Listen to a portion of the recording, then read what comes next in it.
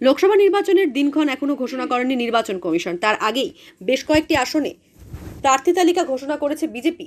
দক্ষিণ মালদা কেন্দ্রের বিজেপি প্রার্থী করা হয়েছে শ্রীরূপা মিত্র চৌধুরীকে। আজ সকালে স্বচ্ছ ভারত অভিযানের মধ্যে দিয়ে নির্বাচনী প্রচার শুরু করলেন তিনি। মালদা শহরের ফোয়ারা মোড়ে প্রথম ডক্টর শ্যামাপ্রসাদ মুখার্জির মূর্তিতে মাল্যদান করেন।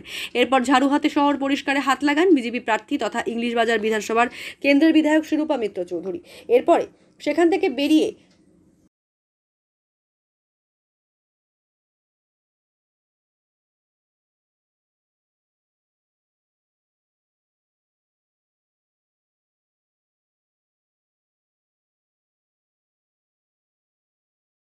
বলো বলো সবে শতবিনা বেনুরবে কবিগুরু রবীন্দ্রনাথ ঠাকুরের রবীন্দ্রসঙ্গীত এইভাবেই নিজের মুখে গেয়ে দেওয়াল লিখন শুরু করেন।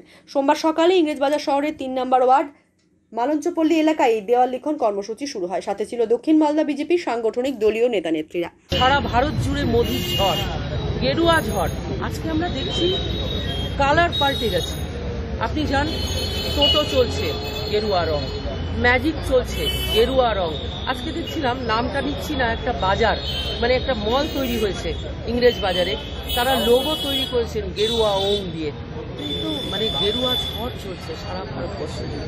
সাধারণ মানুষ, তারা রাম ভক্তরা, আজকে সাধারণ মানুষ মুখিয়ে আছে। আমি কি বলবো আপনাকে, মানুষ বলছে আমাকে, দিদি ভোট কর, ভোট কর, মানে ভোট আসুক, আমরা ভোট দেওয়ার জন্য চলছি।